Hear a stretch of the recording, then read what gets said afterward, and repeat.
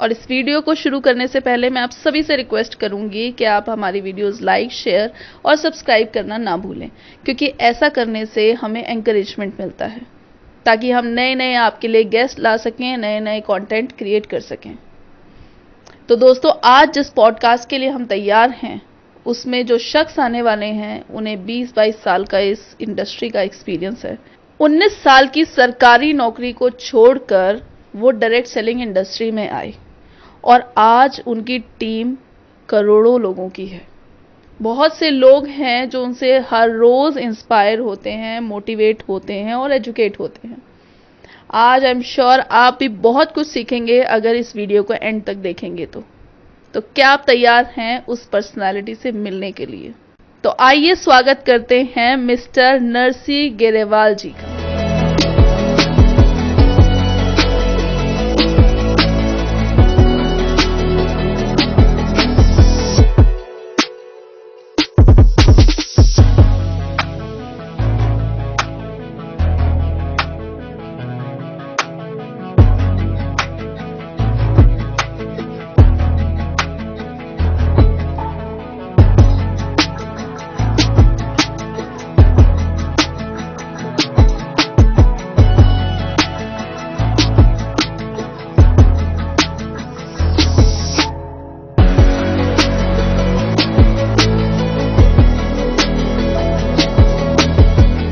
Sir, आपका बहुत बहुत स्वागत है नेटवर्किंग के दीवाने में।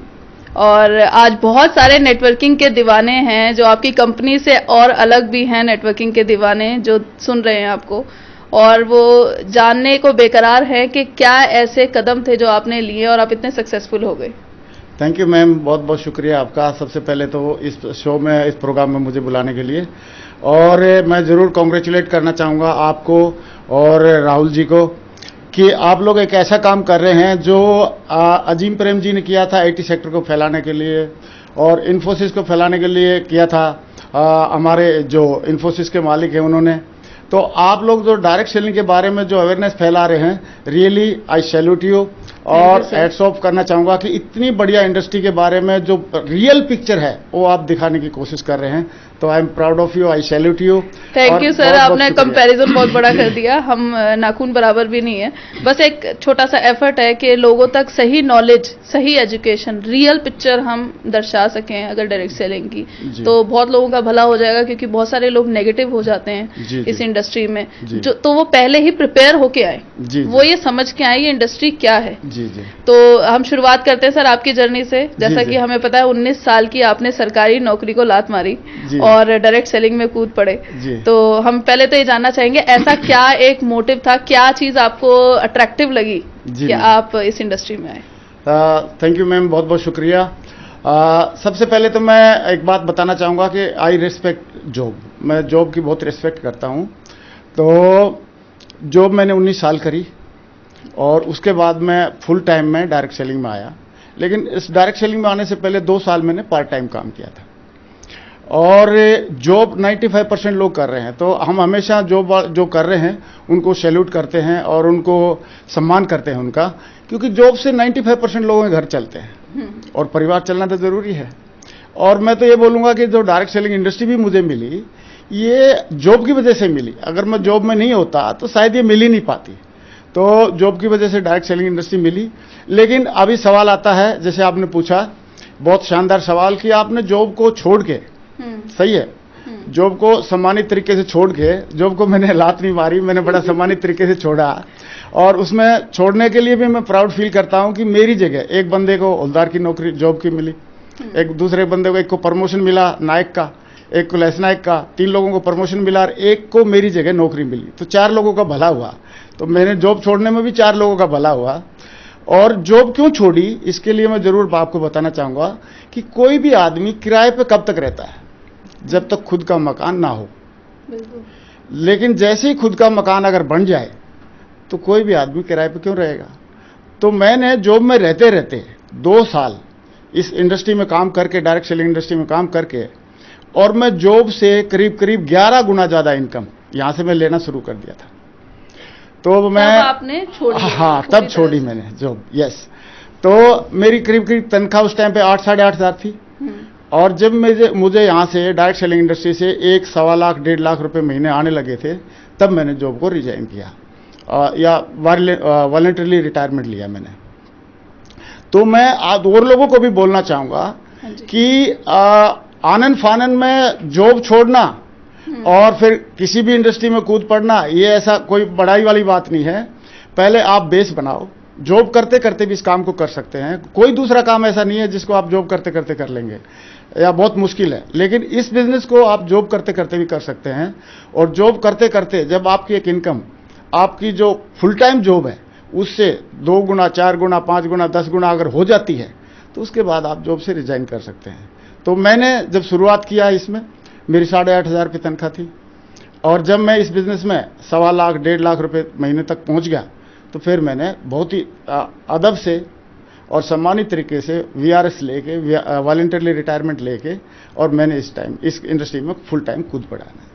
तो ये स्टोरी है। बिल्कुल सर, मैं ये जानना चाहूंगी, जैसे आपने जॉब को स्विच किया, नेटवर्किंग में आप आए, हाँ। तो क्या क्वालिटीज आप समझते हैं उस इंसान में होनी चाहिए जो अपनी जॉब क्विट करके, या किस टाइम तो आपने बता दिया, पर क्या क्वालिटीज बहुत जरूरी हैं जो होनी चाहिए अगर आप डायरेक्ट सेलिंग में आ रहे हैं अपनी जॉब छोड़ के? बहुत बढ़िया, एक दाव लगा रहे हैं। बहुत बढ़िया मैम।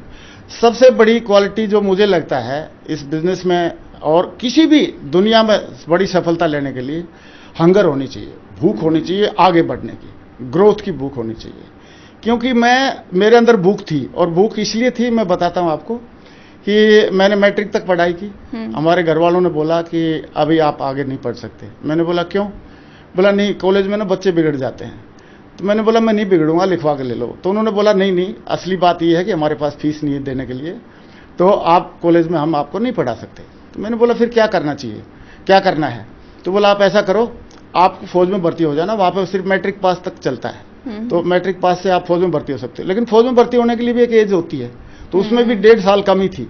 तो 1.5 साल मैंने गांव में रह के कुछ दिन 6-7 महीने भैंस चराई, फिर एक प्राइवेट जॉब किया मैंने 250 रुपये महीना रेवाड़ी में जाके। फिर उसके बाद मुझे मेरा प्रमोशन मिल गया उस प्राइवेट जॉब में भी, 300 रुपये महीना मुझे मिलने लगे। और फिर मेरी उम्र हो गई भर्ती होने लायक, फिर मैं भर्ती हो गया आर्मी में, और उस टाइम पे मेरी 7,500 रुपये तनख्वाह थी। तो मेरी भूख थी आगे बढ़ने की। तो मैं 250 की जॉब में गया, फिर 300 की जॉब में गया, फिर 750 की जॉब में गया। फिर इंडियन आर्मी में जाने के बाद भी मैं वहाँ पे रुका नहीं। मैं मैट्रिक पास करके गया था, लेकिन मेरी इच्छा थी मैं आगे पढ़ूँ। तो मैंने प्राइवेट फार्म भर के मैंने भोपाल से 12th पास किया। फिर प्राइवेट फार्म भरे अपनी जॉब करते हुए, पढ़ाई करते हुए।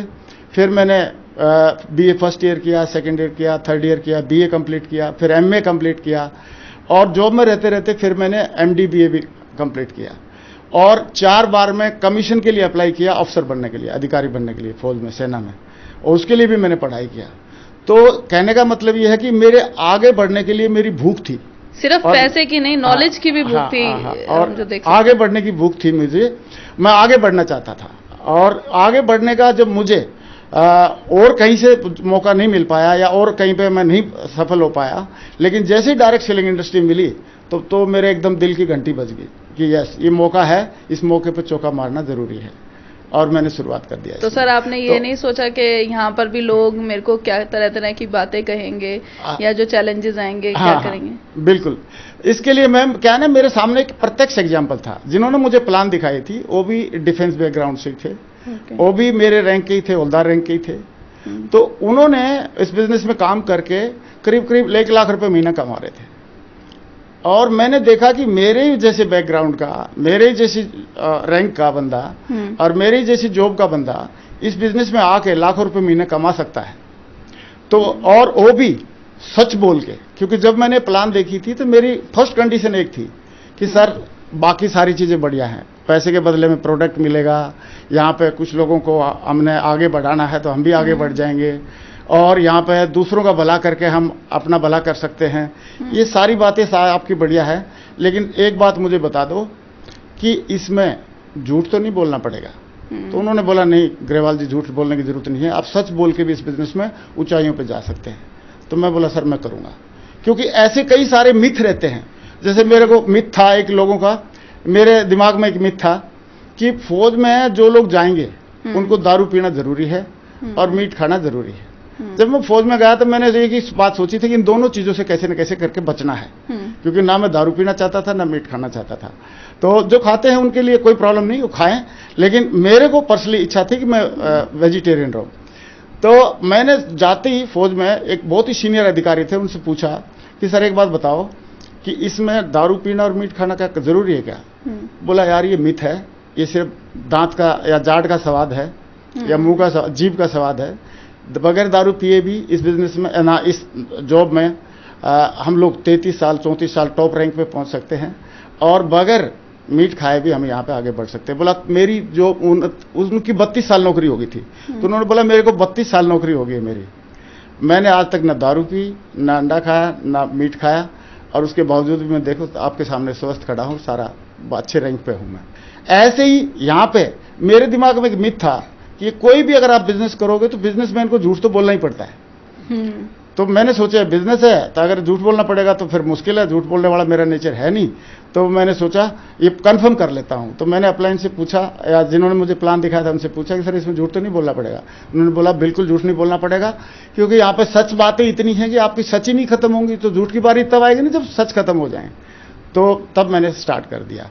और फिर उसके बाद कौन क्या बोल रहा है, क्योंकि इतना तो मुझे पता लग गया था, कुछ सेल्फ हेल्प बुक मैं पहले से पढ़ता था और धार्मिक बुक मैंने बहुत पढ़ी है। आप किसी भी धार्मिक ग्रंथ का उदाहरण उठा लो, किसी भी सक्सेसफुल कोई या सेल्फ हेल्प बुक उठा लो, उसमें साफ साफ लिखा है। आप बताओ, कृष्ण जी भगवान थे और उतना उन्होंने सोसाइटी के लिए, समाज के लिए इतना बढ़िया एक मैसेज दिया गीता के रूप में। उनके लिए भी लोग उनको भी जयद्रथ, उनके जो मामा का लड़का था, बुआ का लड़का था, मामा जी का लड़का था, उन्होंने भी उनका विरोध किया, उनको गालियां दी।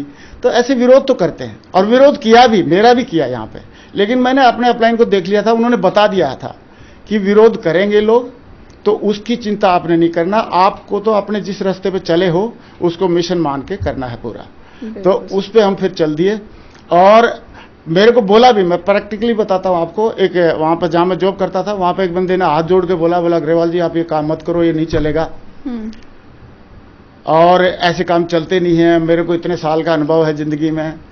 मैं बोला अभी तक तो चलता है, नहीं चलता मुझे नहीं मालूम, लेकिन अभी आप बोल रहे हो ना कि ये नहीं चलता है, ये नहीं चलेगा, अगली चला के दिखाएंगे, अभी आपके सामने चला के दिखाएंगे। और जैसे कुछ दिन चलाते हुए हुआ तो वही आदमी ये बोलने लगा मुझे कि अग्रवाल जी आप बड़े लकी हैं। तो किसी भी काम को अगर आपने शुरुआत कर दिया, और हमारे अभी रतन टाटा जी, मैं उनका बड़ा फैन हूं, उनकी बड़ी इज्जत करता हूं, सैल्यूट करता हूं। उन्होंने पूरी एक औद्योगिक जगत की एक जो पहचान बनाई है पूरे वर्ल्ड में लेवल पे, वो सब उनको सैल्यूट करते हैं। पहले क्या करते थे लोग, उद्योगपति को या बिजनेसमैन को ऐसा सोचते थे कि यार ये आया है और उसका जो एम्प्लॉइज है उनका शोषण करेगा, लोगों के जो रिसोर्सेज हैं उनको बना के मैन्युफैक्चरिंग करके महंगा बेचेगा, लोगों को लूटेगा, ऐसे करके। लेकिन रतन टाटा जी ने बताया कि इंडस्ट्रियलिस्ट समाज के लिए सबसे बड़ी सेवा करता है। सही, उन्होंने एक ऐसा एग्जाम्पल सेट करके दिखाया, और आज लोग उनकी दिल से इज्जत करते हैं। सही है, हालांकि वो अभी हमारे बीच में नहीं है, जस्ट अभी रिसेंटली गए हैं, लेकिन उनकी लोग बहुत इज्जत करते हैं।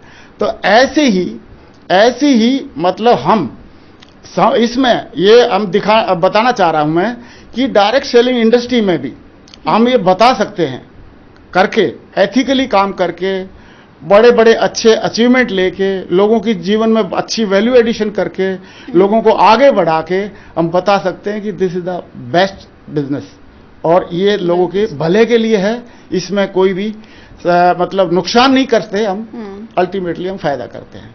तो ये बात मेरे को समझ में आ गई।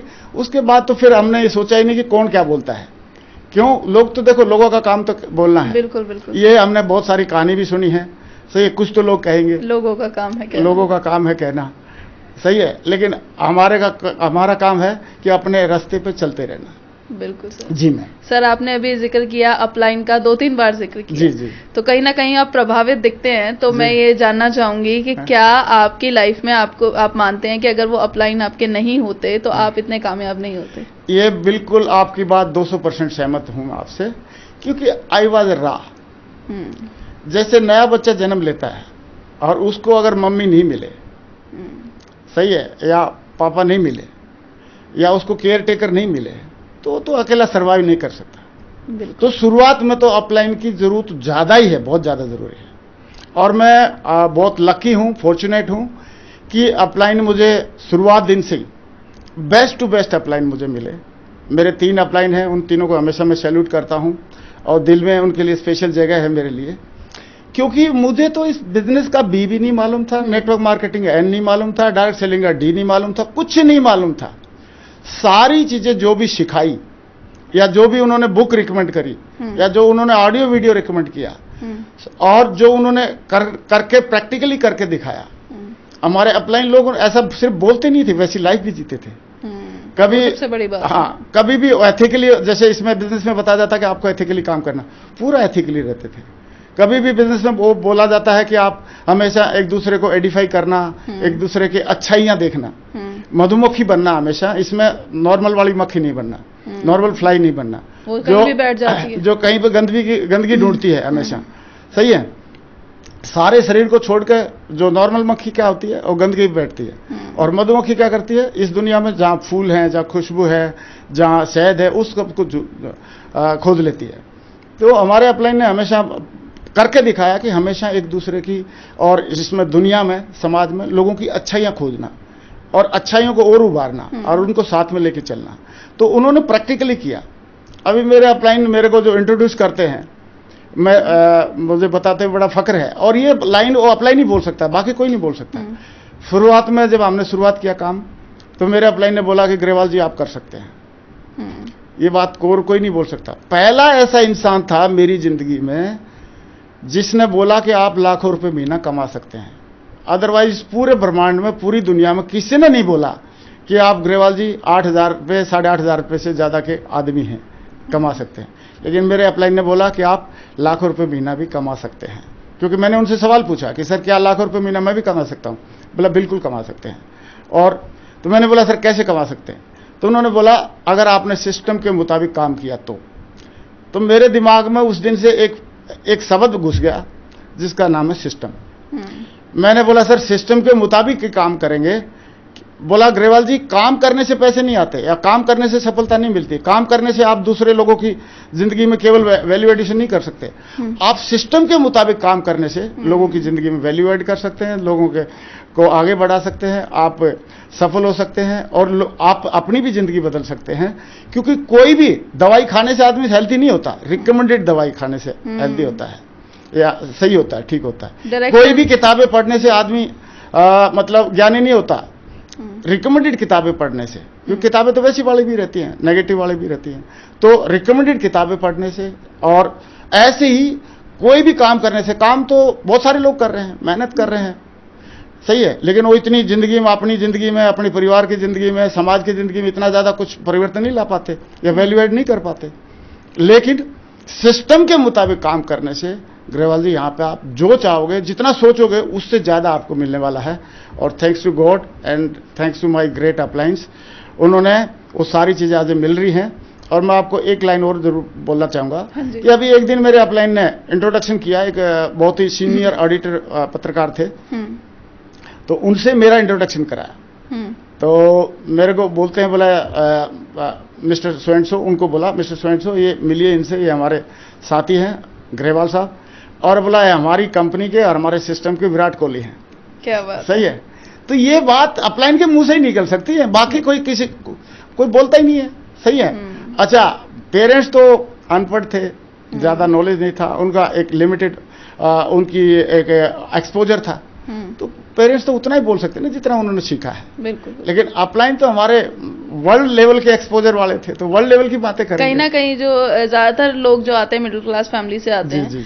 तो वो कहीं ना कहीं उनकी सोच यही रहती है कि इतना ही कमा सकते हैं, आगे नहीं बढ़ सकते, या किसी ने कमा लिया तो वो किस्मत है उसकी। हाँ। तो वो उसके बारे में आप क्या कहना चाहेंगे, जो लोग मानते हैं कि जिन्होंने आपको कहा भी कि आप भाग्यशाली थे, कि आप इसमें सक्सेसफुल हो गए, उनको आप क्या एक मैसेज देना चाहेंगे? जी मैं जरूर बताना चाहूंगा। मैं कई बार जैसे फ्लाइट में जाता हूँ या इवन कभी पहले ट्रेन में भी जाता था, तो कई लोगों से मिलता हूँ, तो लोग पूछते हैं सर आप क्या करते हैं। तो जैसे मान लो मैं कोई किताब पढ़ रहा हूँ, मोटिवेशनल बुक पढ़ रहा हूँ या कोई सिस्टम की किताबें पढ़ रहा हूँ, तो कई लोग पूछने लग जाते हैं सर आप क्या करते हैं। तो मैं बोलता हूँ डायरेक्ट सेलिंग इंडस्ट्री में काम कर रहा हूँ। तो बोला सर कितने दिन से कर रहे हो? तो मैं बोलता 22 साल हो गए। तो बोलता सर 22 साल से आपकी कंपनी चल रही है? मैं बोला ना ना ना ना, ये गलत है, कंपनी तो 24 साल से चल रही है, मैं 2 साल लेट आया था। सही है? तो बोलते हैं सर आपकी कंपनी 22 साल से चल रही है, 24 साल से चल रही है, आप बड़े लकी हैं, आप बड़े लकी हैं। तो मेरे को बड़ा अच्छा सुकून मिलता है, बड़े अच्छी फीलिंग होती है कि मैं लकी हूं। और मैं बोलना चाहूंगा जो भी डायरेक्ट सेलिंग इंडस्ट्री में आया है, तो अगर ग्रेवाल लकी है तो जो भी डायरेक्ट सेलिंग इंडस्ट्री में आया हो सारे लकी हैं। लेकिन लकी कब बनेंगे? जब उनको 15 साल 20 साल एथिकली कमिटमेंट के साथ डेली काम करेंगे, तभी तो लकी बनेंगे। सही है? क्योंकि 2 साल में, 1 साल में, 3 साल में अगर लकी बने, ऐसा कोई शॉर्टकट फार्मूला तो है नहीं जिंदगी में। तो मैं लकी कब बना?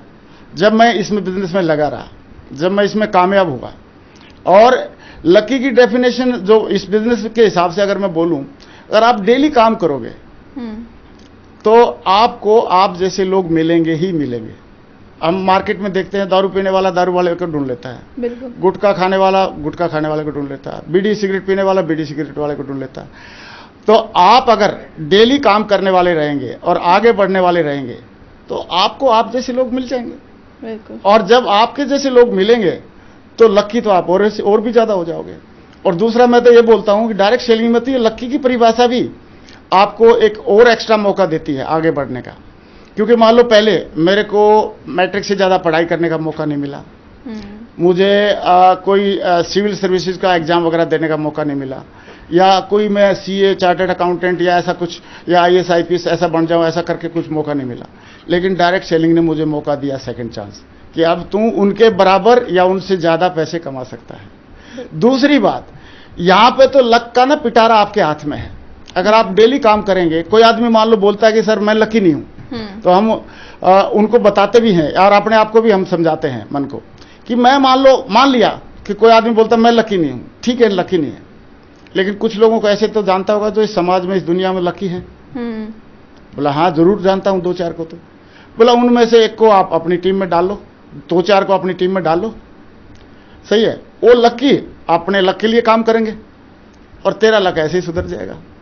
हो जाएगा कि नहीं हो जाएगा? बिल्कुल सर, जब हम बात करते हैं या किसी को बताते हैं तब तो ये बड़ा आसान लगता है, पर जब एक्चुअल में कोई करता है डायरेक्ट सेलिंग तो बार बार निराश होता है। जितनी बार भी उसको कोई टॉन्ट मार देता है या कमेंट मार देता है तो वो निराश होकर बैठ जाता है। और मैक्सिमम लोग 90% लोग छोड़ देते हैं, 10% टिकते हैं। बहुत बढ़िया मैम। तो उन लोगों के लिए एक आप बात कह दें। बिल्कुल बिल्कुल जो उन्हें समझ आए। बिल्कुल मैम, ये इसलिए ऐसा रहता है कि देखो डायरेक्ट सेलिंग का नहीं, सक्सेस का रेशियो है, सेल्स का रेशियो है कि आप 10 लोगों से बात करोगे तो आपकी 5 लोग बात सुनेंगे, 3 उसमें से एग्री होंगे और 1-2 आपकी सेल को लेगा।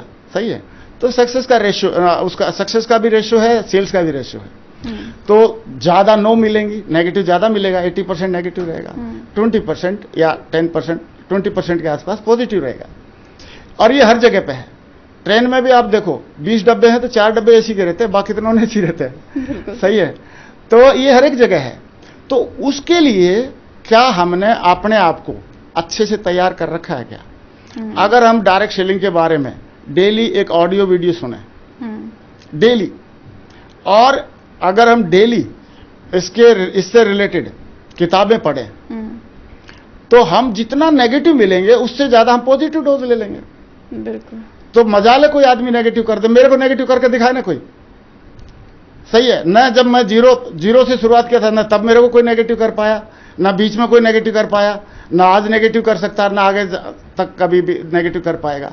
क्योंकि नेगेटिव होने देना, मान लो वायरस है, वायरस घूम रहे हैं बाहर, हमारी इम्यूनिटी कमजोर होगी तभी तो वायरस इफेक्ट करेगा ना मैम। बिल्कुल बिल्कुल। अगर हमारी इम्यूनिटी दमदार है, अभी मैं एक बहुत ही सीनियर डायरेक्ट सेलर या नेटवर्कर जो विदेश के हैं, 42 साल से काम कर रहे हैं, I was listening to him, उसका नाम है माइक विल्सन। 42 साल से वो काम कर रहे हैं और उन्होंने बहुत सारे अपने ड्रीम पूरे किए, बहुत सारे लोगों के ड्रीम पूरे कराए और बहुत सारे लोगों को मतलब उन्होंने एक वैल्यू एडिशन किया उनकी जिंदगी में। तो उनको मैं सुन रहा था तो उन्होंने बोला कि मेरे को अभी भी नेगेटिविटी आ सकती है अगर मैं डेली ऑडियो वीडियो ना सुनूं। नेगेटिविटी कितनी आएगी, मान लो 10 मिनट की आएगी नेगेटिविटी, हम बोला उसका 2 घंटे का पॉजिटिविटी सुनेंगे, तो 10 मिनट की नेगेटिविटी हमारे पास असर कर पाएगी क्या? नहीं कर पाएगी। तो बोलते हैं मेरे पास आईपॉड है, मैं ब्रेकफास्ट करता हूं तो भी एक सक्सेसफुल बंदे की मोटिवेशनल बातें या सक्सेसफुल स्किल्स वगैरह अपना सुनता रहता हूं। सही है, इस बिजनेस से क्या बड़ा और अच्छा हो सकता है वो सुनता रहता हूं, कैसे इसमें आगे बढ़ा जा सकता है वो सुनता रहता हूं। फिर उसके बाद अगर थोड़ी सी नेगेटिविटी कोई दे तो मेरे को असर ही नहीं पड़ता उसकी नेगेटिविटी का। सही है, तो इसको ऐसा बोल सकते हैं हम लोग कि कई सारे क्या करते हैं लोग, इसको मैं आप कहें तो एक छोटा एग्जांपल बताता हूं। हाँ जी बिल्कुल सर। कई सारे लोग देखते हैं कि वहां पे बाज है और पेड़ की उस पे बैठा, चोटी पे बैठा, ऊपर बैठा, ऊपर टॉप पे, और उसमें लगता है किसी को कि यार ये तो चोटी पे बैठा बैठा आराम कर रहा है, और आराम करने से, चोटी पे बैठ के आराम करने से मैं भी ऐसे कर सकता हूं आराम। तो अगर अभी खरगोश भी आके उस पेड़ के नीचे आकर आराम करने लग जाए तो कोई भी पशु पक्षी उसको खा जाएगा। तो अगर आपको आराम करना है तो टॉप पे तो पहुंचना पड़ेगा पहले। सही है, तो आपने अगर नेगेटिविटी से बचना है या पशु पक्षियों से बचना है, सही है, तो आपको अपना उठाना, लेवल तो उठाना पड़ेगा ना, पॉजिटिविटी का लेवल ऊपर उठाना पड़ेगा, अपने एजुकेशन का लेवल ऊपर उठाना पड़ेगा, और अपने आप को हमेशा, मैं एक शब्द बोला था अभी दोबारा रिपीट कर रहा हूं, सिस्टम से कनेक्ट करके रखना पड़ेगा। क्योंकि मान लो 4 नेगेटिविटी किसी ने दे भी दी तो नोट कर लो उसकी, और अपलाइन से एक बार बात कर लो। अपलाइन तुरंत ऐसे, जैसे डॉक्टर के पास जाने से बीमारी छूमंतर हो जाती है ना, ऐसे ही अपलाइन के पास जाने से झाड़ फूक करके फिर एकदम फिट कर देता है अपलाइन। तो मेरे को भी ऐसे, जब मैं शुरुआत में काम करना शुरू किया तो मैं फील्ड में जाता था तो 2-4 तो लोग नेगेटिव दे ही देते थे, लेकिन मेरे पास अपलाइन का फोन था। और आज कौन ऐसा आदमी है जिसके पास अपलाइन का फोन नहीं है? तो अपलाइन से बात करें।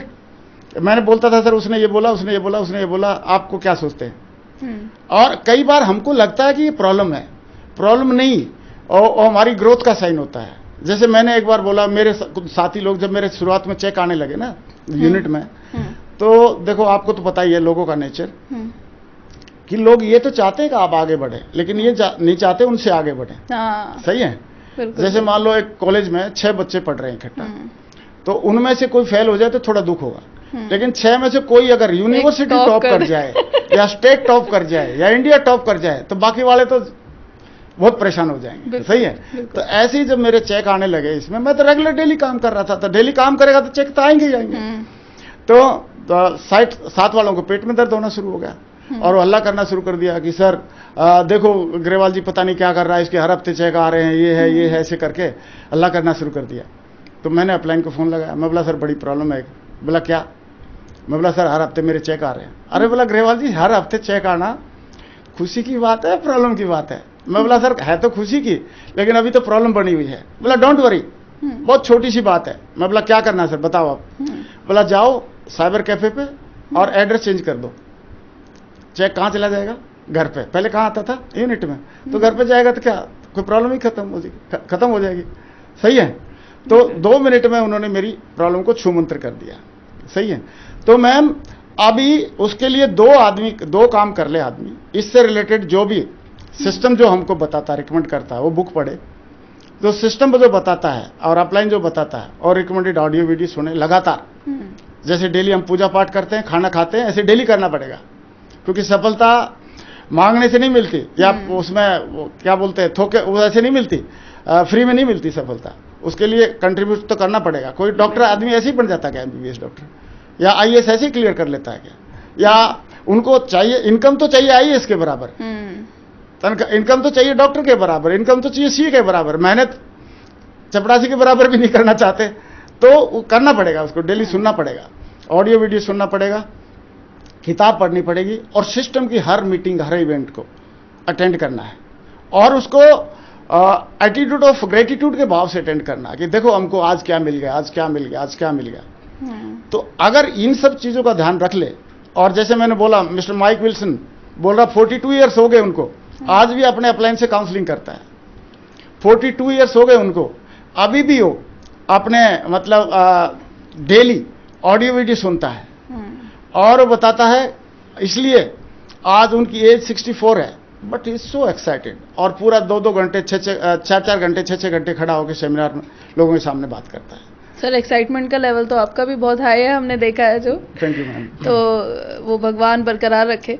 आगे चलते हैं सर, जैसे कि जनरेशन बिजनेस बोलते हैं डायरेक्ट सेलिंग को, और बहुत सारे बहुत अच्छे लीडर्स हैं डायरेक्ट सेलिंग में, पर उनके जो नेक्स्ट जनरेशन है, उनके बच्चे हैं, वो ज्यादातर नहीं दिखते इस इंडस्ट्री में। आपके बारे में जो हमने सुना है कि आपकी भी नेक्स्ट जनरेशन अब डायरेक्ट सेलिंग ज्वाइन कर रही है, तो क्या रीजन आप समझते हैं, इतने टाइम का एक्सपीरियंस आपको है, क्यों नहीं आते हैं यंगस्टर्स जो हैं इस इंडस्ट्री में? जी मैम, जी मैम, थैंक यू मैम, बहुत बहुत शुक्रिया। आपका सवाल बहुत बढ़िया है, शानदार है, और मेरे दिल के बहुत करीब है। कि सबसे पहले तो मैम ऐसा है कि बच्चे ना हमको देखते हैं, बच्चे हमको देखते हैं। अभी मेरा बेटा मेरे बिजनेस का और मेरा फैन बन गया। अच्छा, क्यों? क्योंकि जो किताबें मैंने पढ़ी वो कुछ किताबें उन्होंने पढ़ ली। ओके। और जब वो इंग्लैंड में पढ़ने के लिए गया तो वहाँ पे उसने देखा कि बहुत सारे रईसों के बच्चे थे वहाँ पे पढ़ने के लिए आए हुए थे, लेकिन किसी ने लोन करा रखा है, किसी ने कुछ कर रखा है। इकलौता ऐसा टाइगर था जिसका नो लोन, कोई लोन नहीं था। तो फील कर रहा था, मेरे को जब भी छुट्टी आता था तब बताता था कि पापा बगैर लोन वाला मैं ही हूँ। और मैंने उसको 2 कार्ड दे रखे थे। मैं बोला 2 कार्ड क्यों दे रहे हो? मैं बोला एक बाई चांस नहीं चले किसी वजह से, टेक्निकल प्रॉब्लम की वजह से, दूसरा चलेगा। सही है। तो वो उस पोजीशन में था कि इमरजेंसी में किसी की हेल्प भी कर देता था वहाँ पे। सही है। तो बेटे ने मेरा बिजनेस को बचपन से देख लिया अच्छे से, फिर उसको फील कर लिया। 5 साल इंग्लैंड में पढ़ाई किया, और ऊपर से उन्होंने मेरी किताबें पढ़ ली। और जब ये पढ़ी सारी चीजें देखने के बाद उनको समझ में आ गई कि इससे बढ़िया बिजनेस है नहीं। और मेरे को भी ये लगा कि अभी जैसे नेक्स्ट जनरेशन, जैसे जो भी हमारा जो एम्पायर या संगठन या ऑर्गेनाइजेशन फैल रहा है, तो इसको संभालने के लिए कोई ना कोई तो चाहिए होता है। तो बेटा एक ही है हमारा। तो मैंने बोला भाई इसके लिए तो संभालना ही है तेरे को। तो वो भी संभालना चाहता है और हम भी चाहते हैं कि वो संभाले। सही है। और इसलिए वो बहुत ही खुशी से अपनी मर्जी से इस बिजनेस को कर रहा है। तो क्योंकि ये कह सकते हैं कि रियल पिक्चर उन्होंने बड़े करीब से देखी। बिल्कुल, बिल्कुल। तो अभी जो यंगस्टर्स हैं, कुछ जो नहीं समझ पाते हैं इसकी पावर, वो इससे दूर हैं। बहुत सारे जो यंगस्टर्स हैं जो कर सकते हैं, वो अदर फील्ड्स में चले जाते हैं, डायरेक्ट सेलिंग में नहीं। इसमें ma'am person to person personality का भी थोड़ा वेरी करता है। सही है। जैसे मान लो मेरी बेटी है, चाहती तो भी कर सकती थी, वो भी बीटेक एमटेक कर रखा था उन्होंने। तो उन्होंने उनका शुरुआत से बचपन से ना टीचिंग में कुछ वो था, इंटरेस्ट था। तो उनके हमारे दामाद साहब के साथ उनकी शादी होगी, और शादी के बाद अभी वो आयरलैंड में है। तो वहाँ पे भी वो टीचिंग जो भी कर रही है। सही है। और बाकी उनको पता ही है कि पापा कर ही रहे हैं। सही है। तो अपना मतलब समृद्धि, सुख समृद्धि तो रहेगी रहेगी। लेकिन यह है कि मेरा जो इंटरेस्ट है पार्टिकुलरली टीचिंग में ही है, तो वो टीचिंग में ही मतलब इंटरेस्ट दिखा रही है, और वो वही काम कर रही है अभी भी। बिल्कुल सर। सर और क्या आप क्वालिटीज मानते हैं जब हम डायरेक्ट सेलिंग करते हैं? हम एक नए इंसान की बात नहीं कर रहे, अब आगे बढ़ते हैं। एक डायरेक्ट सेलर जो है आजकल, जो आपने, क्योंकि थोड़ा दौर बदला है, चेंजेस आए हैं हमारी इंडस्ट्री में भी, आज के समय में क्या आपको लगती हैं प्रॉब्लम्स जो कर रहे हैं डायरेक्ट सेलर्स? जल्दबाजी कर जाते हैं, कुछ इस कंपनी से उस कंपनी चले जाते हैं, कुछ अपनी डिमांड्स रखने लग जाते हैं, कुछ कमियां निकालने लग जाते हैं। जी मैम। तो आपके नज़र में क्या मेजर चीज़ें हैं सर? इसके लिए तो मैम ऐसा है, मैं मतलब बहुत ही शुरुआत से हमको हमारे सिस्टम ने और हमारे ग्रेट अपलाइन लोगों ने सिखाया था, बताया था कि कोई भी इंसान बड़ी सक्सेस अपनी काबिलियत की वजह से नहीं, अपने एटीट्यूड की वजह से लेता है। और इस बिजनेस में भर भर के एटीट्यूड ऑफ ग्रेटिट्यूड चाहिए, एटीट्यूड ऑफ ग्रेटिट्यूड। तो जैसे ही आदमी अपलाइन की कमी देखने लग जाएगा, कंपनी की कमी देखने लग जाएगा, डिमांड रखने लग जाएगा, सही है, या अपनी असफलता के लिए दूसरे को जिम्मेदार समझने लग जाएगा, तो वो तो अपने लिए उस नीचे जाना शुरू कर देता है। सही है। तो ये ऐसा नहीं है कि दौर हमारे साथ नहीं आए, दौर तो इतना लंबी अगर जर्नी करेगा तो कभी भी आपको पता है इसी की लाइन सीधी तो चलती नहीं, और चलनी भी नहीं चाहिए। ऐसे ऐसे चलती है। शेयर मार्केट भी ऐसे ऐसे चलती है, जिंदगी में भी सांस अंदर बाहर ऐसे ऐसे चलती है। तो अप डाउन तो आएंगे ही आएंगे, लेकिन अप डाउन जब आता है तो उस टाइम पे आपका एटीट्यूड ऑफ ग्रेटिट्यूड है कि नहीं? अगर एटीट्यूड ऑफ ग्रेटिट्यूड रहेगा तो आप अपनी जिम्मेदारी लेंगे, ग्रोथ अगर आप हो रही है तो आप जिम्मेदार हैं, ग्रोथ अगर डाउन हो रही है तो आप जिम्मेदारी ले लेंगे, बल्कि ग्रोथ अप हो रही तो अपलाइन कार सिस्टम को जिम्मेदार ठहराएंगे, और ग्रोथ जब डाउन हो रही तो खुद की जिम्मेदारी लेंगे। तो एटीट्यूड ऑफ ग्रेटिट्यूड रखना बहुत जरूरी है, और सिस्टम की बातों को माने आदमी। सिस्टम जो बार बार ट्रेनिंग में बताया जाता है, फंक्शन में बताया जाता है, मीटिंग में बताया जाता है, अपलाइन के थ्रू बताया जाता है कि आप इस बिजनेस में आए हैं, नहीं, किसी भी बिजनेस में चले जाओ, किसी भी कुछ में चले जाओ तो उतार चढ़ाव तो आएंगे। और असली सक्सेस इस जिंदगी में उसी की होती है जो उतार चढ़ाव को फेस कर जाए। सही है। तो उतार चढ़ाव, आपको क्या लग रहा, इतने बड़े उद्योगपति रतन टाटा साहब की जिंदगी में नहीं आए? वो प्लांट लगाना चाहते थे बंगाल में, लेकिन कहाँ लगाना पड़ा उनको, मजबूरी में, गुजरात में। सही है। तो ये फेस चीज तो सबको आते हैं, और ऐसे ही हमारे बिजनेस में भी कभी टीमें बनेंगी, कभी बहुत बढ़िया काम चलेगा, कभी थोड़ा कम चलेगा। सही है। कभी लीडर्स कुछ नेगेटिव बातें करेंगे, कुछ कभी पॉजिटिव बातें करने वाले इतने मिलेंगे कि साहब आप बताओ करना क्या है, बहुत बड़ा विजन है जिंदगी में। तो अच्छे खट्टे मीठे अनुभव तो रहने ही रहने हैं। तो उस टाइम पे अगर हम अपना एटीट्यूड ऑफ ग्रेटिट्यूड रख लें सिस्टम के प्रति, कंपनी के प्रति, अपलाइन के प्रति, और जो भी हमारे लोग हैं टीम के प्रति, हम अपना एटीट्यूड ऑफ ग्रेटिट्यूड रखें। और ये सारी चीजें सिस्टम में एज ए पैकेज हमको सिखाई जाती है कि आप देखिए, ये सचिन जी और विनोद कामली के बारे में एग्जांपल दिया जाता है कि अच्छे प्लेयर कौन थे, ज्यादा पोटेंशियल या टैलेंट किस में था? विनोद कामली में था। लेकिन ज्यादा क्रिकेट का भगवान कौन बने? सचिन जी बने, क्योंकि उनका एटीट्यूड ज्यादा बहुत बढ़िया था। सही है। तो एटीट्यूड हमारे को बहुत अच्छा, आप कितने काबिल हैं ये आपकी ऊंचाई तय नहीं करेगा, आपका एटीट्यूड कितना बढ़िया है ये आपकी ऊंचाई तय करने वाला है। और एटीट्यूड किसी दूसरे के हाथ में नहीं रहता। देखो, काबिलियत तो भगवान ने जो दी है वही है, लेकिन एटीट्यूड हम अपना अच्छा बना सकते हैं। और ये हमारे को यहाँ पे सिस्टम में बहुत अच्छे तरीके से सिखाया जाता है, और उसको सीखना और इसको इम्प्लीमेंट करना अगर कोई कर ले तो फिर उसको कोई प्रॉब्लम नहीं आएगी। बिल्कुल मेरे को ऐसा मानना है मेरा। बिल्कुल सर, बहुत काम की आपने बात बताई कि एटीट्यूड हमारा रहे बढ़िया तो हम कामयाब होंगे। सर, एक चीज और आती है अब डायरेक्ट सेलिंग में, एक जो कह सकते हैं हम डायरेक्ट सेलिंग का सबसे बड़ा दुश्मन आज के टाइम पर जी मैम, वो जो बन गया है वो क्रिप्टो और ROI बन गया है आजकल। मतलब जो भी कोई डायरेक्ट सेलिंग में आता है, क्योंकि डायरेक्ट सेलिंग है जैसे आपने बताया, सच बोलकर आपको टाइम लगता है, 3-4 साल एटलीस्ट लगते हैं आपको कामयाब होने में। बट वहीं पर ही क्रिप्टो और ROI वाली कंपनीज हैं, वो दुगना तिगना करने की बात करती हैं, रातों रात अमीर करने की बात करती हैं, तो लोग बड़े जल्दी इन्फ्लुएंस हो जाते हैं। कहीं ना कहीं लोगों को एकदम पैसा चाहिए। तो उसके लिए आप क्या संदेश देते हैं सर? क्योंकि आज के टाइम पर इतनी टीम्स टूट रही हैं, जो सच्चाई है मार्केट की, जो आप भी जानते हैं, हम भी देख रहे हैं कि बहुत टीम टूट रही है, यंगस्टर्स भी इन्फ्लुएंस हो रहे हैं इस चीज में। तो उनके लिए आप क्या संदेश देते हैं सर? अच्छा मैम, बहुत बढ़िया आपका सवाल है, लेकिन मैं ऐड करना चाहूँगा कि ये केवल क्रिप्टो या दूसरी जो कंपनीज हैं ये आ रही हैं, इनकी वजह से लोग टीम टूट रही है। तो ऐसा नहीं है कि पहले नहीं आते थे।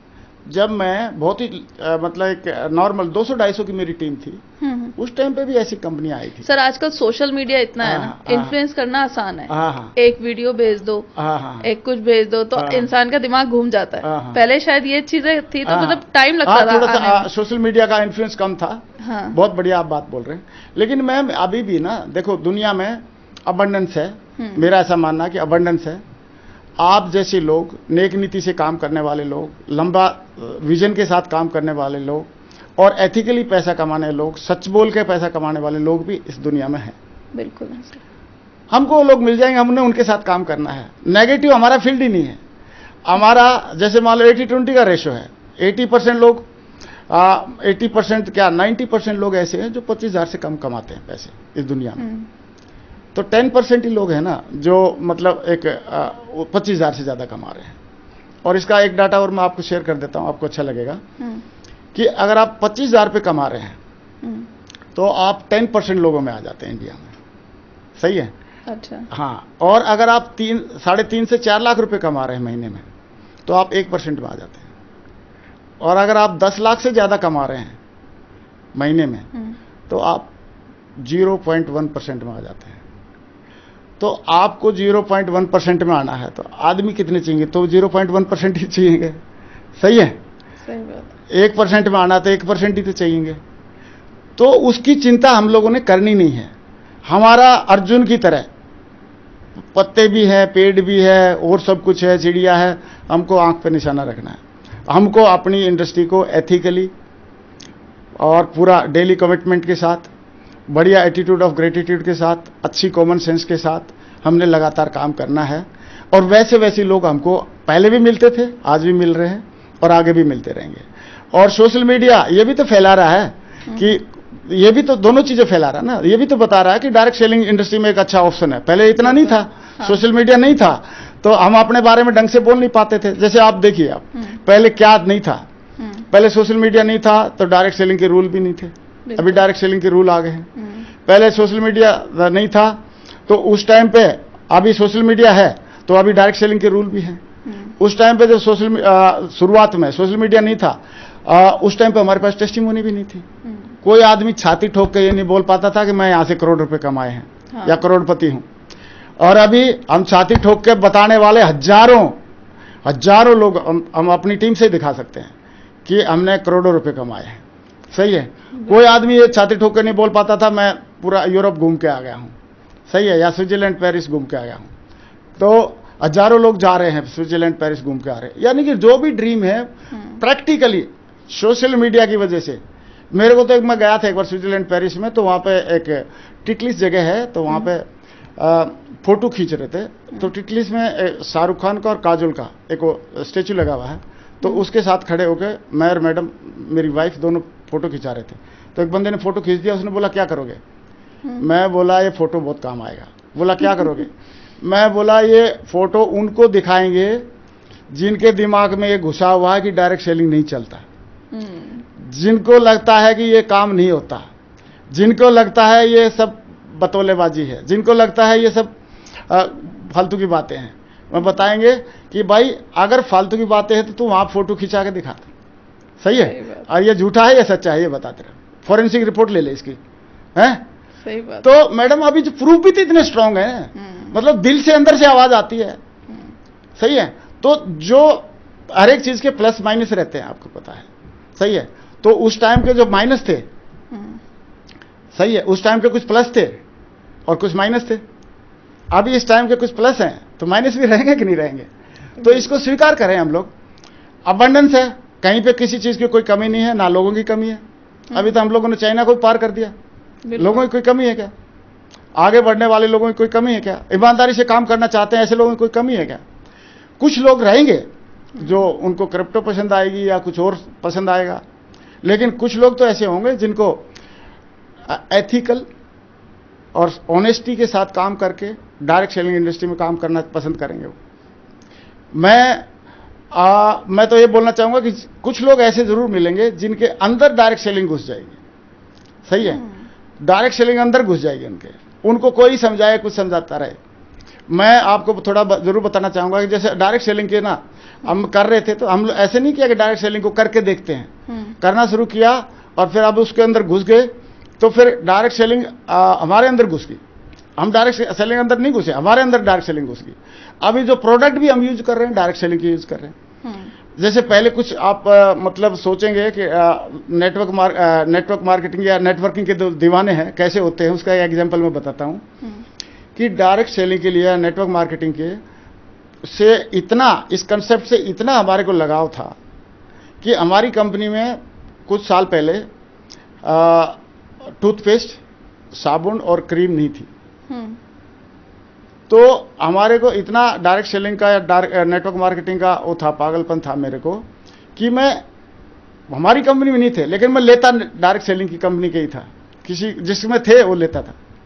तो मैं बोला प्रोडक्ट हम डायरेक्ट सेलिंग कर रहे हैं तो डायरेक्ट सेलिंग के ही यूज करेंगे, चाहे वो हमारी कंपनी में नहीं है तो कोई बात नहीं, दूसरी से ले लेंगे उस टाइम पे। तो उस टाइम पे भी मैं लेता था, अभी हमारी कंपनी में आ गए तो बेस्ट है, अभी तो सोने पे सुहागा है। तो डायरेक्ट सेलिंग अगर हमारे अंदर घुस जाएगी, हम डायरेक्ट सेलिंग के अंदर नहीं घुसना, हमारे अंदर अगर डायरेक्ट सेलिंग घुस जाएगी। अभी हमारे पास क्या बोलते हैं, ये राडो घड़ी भी है, सारी चीजें, लेकिन हम अपनी घड़ी बांधेंगे। सही है। हम अपने प्रोडक्ट यूज करेंगे और मैं तो बोलता हूं डायरेक्ट सेलिंग के यूज करेंगे। तो खासकर जितने भी डायरेक्ट सेलर हैं, अगर सारे पूरी डायरेक्ट सेलिंग के प्रोडक्ट यूज करें, पूरा ईमानदारी से एथिक्स के साथ में काम करें, बात करें लोगों से, और किसी भी चीज़ को टर्न डाउन ना करें। कई सारे लोग ना नौकरी को टर्न डाउन करते हैं। नो, नौकरी से 95% लोगों का घर चलता है। We should salute them. सही है। हाँ, मौका है उसमें से जो आगे एक कदम आगे आना चाहते हैं, जैसे मैं आगे आना चाहता था, या कई सारे हमारे लीडर्स आगे जाना चाहते थे। हमारे 3 अपलाइन हैं, 3 अपलाइन सरकारी, 2 सरकारी नौकरी में थे, तो उन्होंने डिसीजन लिया फुल टाइम आ गए।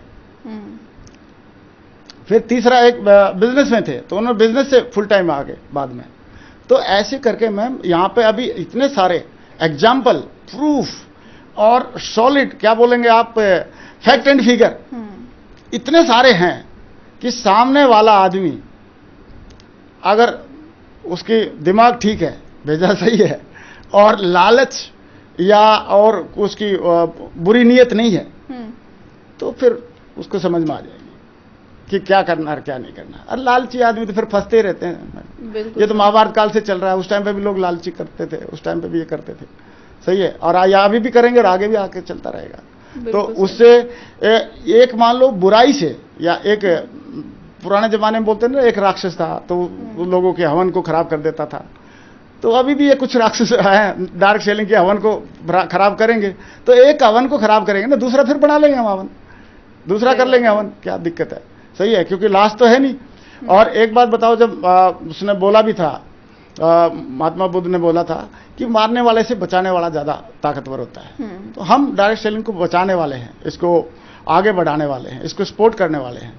तो जो खराब करने वाले कितना कर लेंगे खराब, उनकी तो लिमिट है खराब करने वालों की, लेकिन हमारी अनलिमिटेड है, हम तो अनलिमिटेड काम करेंगे। सर एक चीज आती है अब, जैसे क्योंकि पहले डायरेक्ट सेलिंग मतलब और चीजें कम थी, डायरेक्ट सेलिंग ज्यादा एक ऐसा व्यापार था या प्रोफेशन था जिसमें आप घर बैठे, टाइम ऑफ फ्रीडम है आपको, आप फ्लेक्सिबिलिटी है, आप कभी भी करें।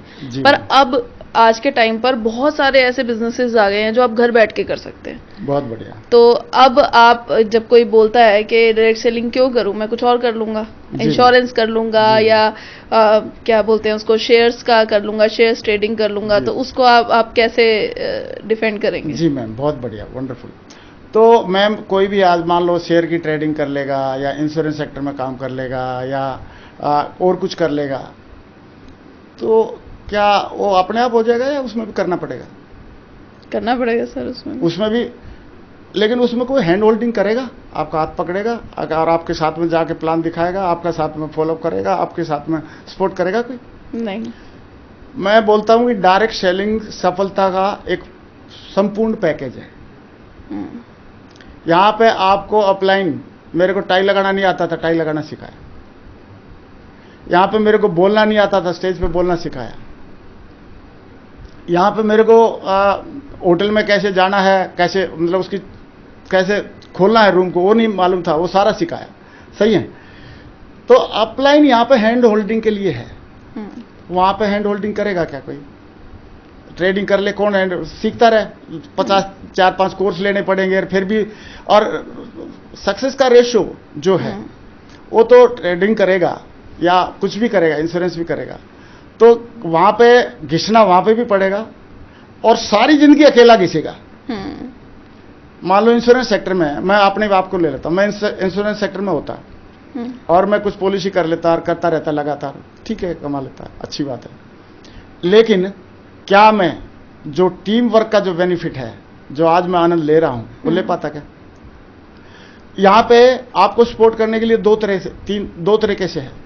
एक आपको सिस्टम सपोर्ट करता है एजुकेशन देके, अपलाइन सपोर्ट करता है मेंटली और आपको एजुकेशनली हेल्प करता है, टीम आपके साथ में काम करके आपके हैंड मल्टीप्लाई करता है। अभी मान लो मेरी 1 करोड़ की टीम है, तो मेरे हाथ जो है 2 करोड़ हो जाते हैं। मेरा 1 करोड़ की टीम है तो 1 करोड़ मुंह हो जाते हैं। सही है। और वहां पे करेगा तो अकेला ही रहेगा ना। तो मैं आपसे एक सवाल पूछता हूं कि अकेला काम करेगा तो ज्यादा सक्सेस मिलेगी, या टीम वर्क में काम करेगा तो ज्यादा सक्सेस मिलेगी? Team work. That's great, that's it. बिल्कुल सर आगे चल के अब आपके क्या ड्रीम्स हैं, क्योंकि लगभग मेरे ख्याल से सारे 20 साल हो गए आपको, सारे ड्रीम्स पूरे हो ही गए होंगे। जी मैम। या कुछ और भी अभी है कि आपने सोचा हुआ है करना है? अभी मैम ड्रीम बहुत ज्यादा है, क्योंकि एक ड्रीम जैसे कंप्लीट होता है, नया ड्रीम खड़ा हो जाता है। बोला जी अभी मैं आ गया हूँ, क्योंकि मैंने सुना है कि जो हमारे आदर्श रहे हैं डायरेक्ट सेलिंग इंडस्ट्री के या नेटवर्क मार्केटिंग इंडस्ट्री के, उन्होंने बोला कि जिस दिन आप इस दुनिया से जाएंगे, आपका एक ड्रीम तो आपके साथ जाना चाहिए। सही है? ओके। हाँ, एक ड्रीम साथ में जाना चाहिए लास्ट तक। तो अभी हमारे तो बहुत सारे ड्रीम्स हैं। अभी मेरे को तो ऐसे लग रहा है कि 22 साल हुए, अभी तो हमने शुरुआत करी है। 22 साल का भी मैं यंग बच्चा हुआ हूँ। सही है? अभी पारी खेलने का मजा आएगा। सही है? अभी हम कुछ बड़ा सोच सकते हैं, इंडस्ट्री के लिए सोच सकते हैं, अपने लिए सोच सकते हैं। सही है? अपनी टीम के लिए सोच सकते हैं। तो अभी नंबर 1 प्रायोरिटी तो हमारी अभी ये है कि जैसे हमारी ज़िंदगी बदली, हमारे बच्चों की ज़िंदगी बदली, हमारे परिवार की ज़िंदगी बदली, हमारी टीम में बहुत सारे लोगों की ज़िंदगी बदली, ये जो बात है, ये जो सिलसिला है, यहाँ से कई गुना ज़्यादा मल्टीप्लाई होना चाहिए, बढ़ना चाहिए। और मेरा ड्रीम ये है, मेरे से सवाल पूछा था एक वहाँ पे पैनल में मुझे बुलाया था, तो वहाँ पे पूछा था, आप भी थे शायद उसमें, कि आप ये बताओ ग्रेवाल जी कि ऐसा दिन कब आएगा कि जब कोई लड़की का पिता जब लड़का ढूंढने जाए, तो अभी उनकी प्रायोरिटी रहती है कि या तो सक्सेसफुल डॉक्टर हो, सक्सेसफुल इंजीनियर हो, सीए हो। सही है? और या गवर्नमेंट जॉब का बढ़िया क्लास 1 गवर्नमेंट जॉब हो। तो ऐसा दिन कब आएगा जब लोग उसमें एक कॉलम ये भी ऐड करें कि सक्सेसफुल नेटवर्क मार्केटर हो। तो ऐसा दिन कब आएगा या कब आ सकता है? तो हमारा भी नेक्स्ट ड्रीम यही है कि वो दिन आ जाए। और अभी मैं एक दिन बड़ा खुश हुआ, मैंने आईसीआईसी के एक फॉर्म देखा, तो उसमें पहले सिर्फ ये लिखा रहता था सेल्फ एम्प्लॉयड, ये पहली बार मैंने देखा उसमें कॉलम में ऐड कर रखा था नेटवर्क मार्केटर। क्या प्रोफेशन है, तो उसमें नेटवर्क मार्केटर भी लिखा हुआ था। तो मैंने बोला अभी बैंक के, अगर मान लो बैंक की लिस्ट में भी नेटवर्क मार्केटिंग एक प्रोफेशन आ गया है, ऐड हो गया है, गवर्नमेंट की लिस्ट में हो गया डायरेक्ट सेलिंग रूल के मुताबिक, तो अभी आने वाले टाइम में उस प्रायोरिटी में भी अभी बहुत जल्दी आने वाला है कि हमारी बेटी के लिए बढ़िया क्लास 1 ऑफिसर हो, या बढ़िया सक्सेसफुल डॉक्टर, इंजीनियर, लॉयर या चार्टर्ड अकाउंटेंट हो। तो उसमें ये भी एक ऐड होना चाहिए कि हमारी बेटी के लिए एक सक्सेसफुल डायरेक्ट सेलर भी हो, तो बहुत बढ़िया रहेगा। बिल्कुल sir, this is our dream. बिल्कुल, वो ड्रीम बहुत जल्दी पूरा हो, हमारी आशा है ये सर। सर एक चीज और मैं पूछना चाहूंगी, डायरेक्ट सेलिंग में ज्यादा लीडर्स जो हैं, फीमेल लीडर्स कम है। अगर हम देखें तो मेल लीडर्स बहुत हैं, फीमेल लीडर्स भी हैं, बहुत गजब की लीडर्स हैं, बट रेशियो जो देखें हम कम है, ऐसा क्या कारण है सर? ये तो मैम वैसे तो इसका अपना समाज का भी थोड़ा प्रिपेक्स है, लेकिन आप देखेंगे ना वर्ल्ड लेवल पे अगर सिनारियो देखेंगे तो 70% लेडीज लीडर हैं डायरेक्ट सेलिंग इंडस्ट्री। और आपको पता है जो दुनिया में होता है, पहले अमेरिका में, यूरोप में जो होता है, बाद में इंडिया में भी होता है। बिल्कुल। तो दैट विल कम मेरे ख्याल से, तो कि अभी भी लेडीज भी यहाँ पे काफ़ी इंटरेस्ट ले रही हैं और आगे बढ़ रही हैं। और मेरे को तो ऐसे लग रहा है कि काम तो लेडीज के लिए ज़्यादा सूटेबल है, क्योंकि डायरेक्ट सेलिंग इंडस्ट्री में करना क्या है, गड्ढा तो खोदना नहीं है, लॉन्ग जंप तो करना नहीं है, हाई जंप तो करना नहीं है। सही है? करना क्या है, बातचीत करना है। शुरुआत में हमसे कोई पूछता था सर आप क्या करते हो, तो हम बोलते थे बातचीत का व्यापार करते हैं। सही है? तो बातचीत ही तो करनी है ना। तो हम मैन्युफैक्चरर हैं, कंपनी प्रोडक्ट तो कंपनी बनाती है ना, हम प्रोमोटर हैं। सही है? ना हम कुछ बेच रहे हैं। तो हम लोग क्या कर रहे हैं, हम लोग तो बातचीत ही कर रहे हैं ना। जो प्रोडक्ट हमने यूज किया कि साहब ये प्रोडक्ट मैंने लिया है, बड़ा अच्छा लग रहा है, तो आप भी ले सकते हो। सही है? तो यहाँ पे सिर्फ बात ही करना है। बिल्कुल। और बात करने के लिए क्या करना पड़ता है, होठ हिलाने पड़ते हैं। और होठ हिलाने में महिलाएं ज्यादा हिला सकती है या जेंट्स हिला सकते हैं? तो महिलाएं ज्यादा हिला सकती हैं। तो अभी थोड़ा समाज का ना प्रिफेक्स का थोड़ा है रहता है कि लेडीज के लिए, लेडीज का अगर आप देखेंगे तो जॉब में भी लेडीज कम, जेंट्स ज्यादा हैं जॉब में, लेडीज थोड़ी कम है। तो हर एक जगह यही रेशियो है। तो जैसे जैसे ये रेशियो बढ़ेगा अभी इंडिया में, तो वैसे वैसे डायरेक्ट सेलिंग के लीडर्स का भी रेशियो बढ़ जाएगा, क्योंकि वर्ल्ड लेवल पे ये पहले से प्रूवन है कि लेडीज लीडर डायरेक्ट सेलिंग के, नेटवर्क मार्केटिंग के लेडीज जो हैं वो ज़्यादा, उनका रेशियो ज़्यादा है। सर अब ये जानना चाहेंगे हम, क्योंकि डायरेक्ट सेलिंग के बारे में ज़्यादा क्लियर लिटरेचर कहीं पर नहीं है, तो क्या ऐसे मिथ्स हैं जिनकी वजह से डायरेक्ट सेलिंग में लोग कंफ्यूज हो जाते हैं? जी, थैंक यू मैम, आपका सवाल बहुत बढ़िया है। नंबर 1 मिथ तो ये है कि लोगों को जब इस बिजनेस में इनकम आने लग जाती है और वो क्या करते हैं, उनको लगता है कि बस ये ऐसी आती रहेगी, इसमें कोई अप डाउन नहीं आएगा। और वो दुनिया भर के अपने खर्चे बढ़ा लेते हैं। सही है, ये ईएमआई ले लिया, वो ईएमआई ले लिया, ये ईएमआई ले लिया, और ऐसे करके वो उसको खर्चे बढ़ा लेते हैं, अपने कंफर्ट को बढ़ा लेते हैं और एक्शन को बढ़ाते नहीं है। अगर इनकम अच्छी आ रही तो एक्शन भी तो बढ़ना चाहिए, क्योंकि टीम आ रही है, इनकम अच्छी आ रही का मतलब टीम में ज्यादा लोग आ रहे हैं नहीं, तो उनकी ट्रेनिंग करना, उनकी प्लानिंग करवाना, उनको मैनेज करना, उनको सिखाना, ये सारी चीजें जरूरी हैं। उस पर फोकस करने की बजाय वो कंफर्ट बढ़ा लेते हैं और कंफर्ट में आने के बाद काम कम करते हैं। सही है, और उनको लगता है ये सारी इनकम ऐसे लगातार आती रहेगी। तो ये सबसे बड़ा मिथ है, क्योंकि ये बिजनेस है साहब, और बिजनेस अप डाउन होते हैं, अनसर्टेन। तो आपको हमेशा जब अच्छा चल रहा हो काम ज्यादा करना है और अपनी प्रॉपर प्लानिंग करनी है। आपके पास इमरजेंसी फंड भी रहना चाहिए कुछ, आपका प्रॉपर इंश्योरेंस वगैरह होना चाहिए, और आपको इतने खर्चे करने हैं या ईएमआई और इन खर्चों से ज्यादा बचना है। सही है, और अगर ईएमआई नहीं ली है आपने और ये आपने कोई खर्चे ज्यादा पाले नहीं है, तो फिर आप टेंशन फ्री, आप आए या डाउन आए आपको कोई फर्क नहीं पड़ने वाला। लेकिन अगर आपने ईएमआई पाल ली और बाद में जैसे डाउन आया तो चिंता होने शुरू हो जाएगी आपको। बिल्कुल सही है, आप फील्ड में जाना बंद कर देंगे, कम कर देंगे, तो आपका खेल खराब हो जाएगा। दूसरा मिथ ये है कि लोगों को लगता है ये टीम ना मैंने बनाई है, ये एक्चुअली बनी होती है सिस्टम की वजह से, और उसमें बहुत सारे लोगों का सहयोग रहता है, नए लोगों से लेके, टीम से लेके, अपलाइन से लेके, कोलाइन से लेके, एक माहौल होता है पूरा सिस्टम का, और उस सिस्टम को और पूरे माहौल को, और उसमें कंपनी का भी बहुत बड़ा रोल होता है। तो सारे लोगों की वजह से वो टीम बनती है। तो उस टीम को, मतलब टीम की जिम्मेदारी लेना हमारे लिए बहुत बढ़िया बात है, लेकिन ये कभी भी दिमाग में ना बैठाएं कि टीम की ग्रोथ हो रही है या टीम का जो सक्सेस मिल रही है वो मेरी वजह से मिली है। तो मैं कभी भी ना पालें, क्योंकि ये टीम वर्क है, संगठन है, और संगठन में हमेशा बहुत सारे लोगों का सहयोग रहता है। और मैं रतन टाटा जी की एक बात का बड़ा फैन हूं। उनको किसी ने पूछा था कि आपने इतना बड़ा एम्पायर, इतना बड़ा ऑल ओवर वर्ल्ड में कैसे फैलाया, तो उन्होंने बोला हमारे पास जो लोग हैं, हमारा जो संगठन है वो बहुत मजबूत है, बहुत अच्छे लोग हैं, और उन सब के सहयोग की वजह से फैल गया। तो ऐसे करके हम लोगों को हमेशा ये ध्यान रखना है और ग्रेटफुल रहना है, ग्रेटिट्यूड रखना है कि इसमें बहुत बड़ा सहयोग हमारी कंपनी का है, हमारे सिस्टम का है, हमारी अपलाइन का है, हमारे कोलाइन लोगों का भी है, और बाकी पूरी इंडस्ट्री का है। क्योंकि कहीं ना कहीं कुछ न कुछ तो सहयोग रहता ही रहता है। इंसान कभी भी इंडिपेंडेंट नहीं होता, बहुत सारे लोगों का सहयोग होता है, और सहयोग की वजह से ये सारे अचीवमेंट आ पाते हैं। तो ये दो मिथ हैं, इन मैं चाहता हूं कि हमेशा इन दोनों मिथ को ध्यान में रखना चाहिए कि रेगुलर इनकम ऐसे ही आती रहेगी, इनकम क्या पता बढ़ भी जाए घट भी जाए, दोनों ऑप्शन है। ऐसे ही कभी भी ये दिमाग में ना रखें कि ये सब मेरी वजह से हो रहा है, क्योंकि आप तो कभी भी बीमार भी हो सकते हो और नहीं भी रह सकते हो, लेकिन आपके बावजूद भी, जैसे देश संविधान की वजह से चल रहा है, और ये जो मंत्री और ये सारे आते रहते जाते रहते हैं, लेकिन देश चल रहा है। ऐसे ही सिस्टम की वजह से हमारा काम चलना चाहिए या चल रहा है, ये बात हमेशा हमको ध्यान रखना है। बहुत सारे जो नेटवर्कर हैं जो आगे चल के और भी चीजों में पड़ जाते हैं, वो बच सकता है। जी मैम। और सर बहुत अच्छा लगा, आज हमने इतना कुछ सीखा। मैंने पर्सनली, मैं नेटवर्कर नहीं हूं, पर मेरे को भी बहुत कुछ सीखने को मिला आपसे।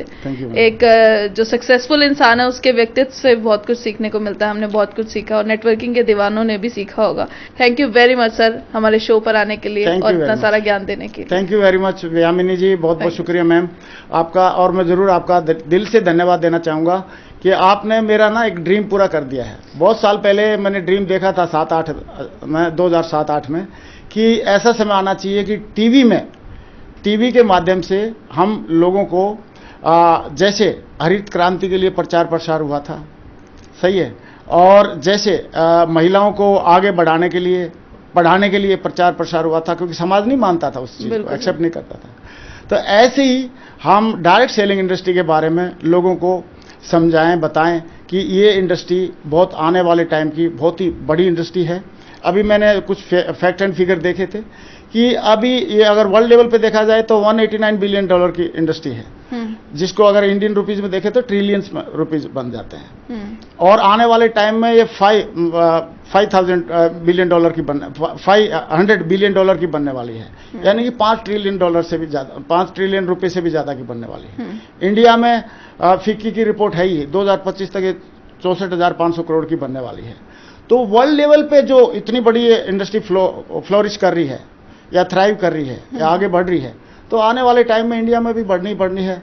और इंडिया में जब बढ़नी है तो क्यों ना हम लोग इसमें एथिकली, ऑनेस्टी के साथ, कमिटमेंट के साथ और अपने भी सपने पूरे करें, लोगों के कराएं, अपने भी जीवन में अच्छी एक वैल्यू डालें और लोगों के जीवन में भी डालें। Thank you ma'am, nice to talk you, thank you very much. Thank you sir. और आप जो कर रहे हैं मैम, रियली मैं आप और राहुल जी जो मिलकर जो काम कर रहे हैं, आई सैल्यूट यू।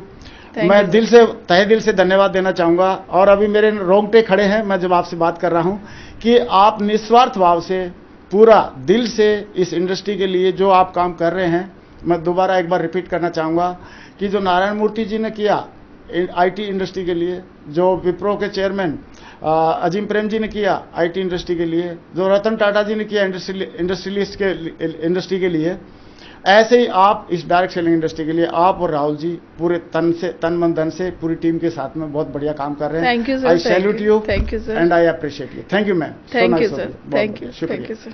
तो दोस्तों, आज आपने जाना कि कैसे नरसी गिरेवाल सर ने एटीट्यूड ऑफ ग्रैटिट्यूड की भावना से करोड़ों की टीम बनाई। उनके एथिक्स और उनकी कमिटमेंट ने एक बड़ा एम्पायर एस्टेब्लिश किया। तो दोस्तों, अगर इस वीडियो ने आपको इंस्पायर या मोटिवेट किया है, कहीं ना कहीं आपके दिल को छुआ है, तो मैं ये आपसे रिक्वेस्ट करूंगी कि आप एक ना एक नेटवर्किंग के दीवाने को इसको जरूर शेयर कीजिए, ताकि उसकी लाइफ में भी एक पॉजिटिव बदलाव आ सके।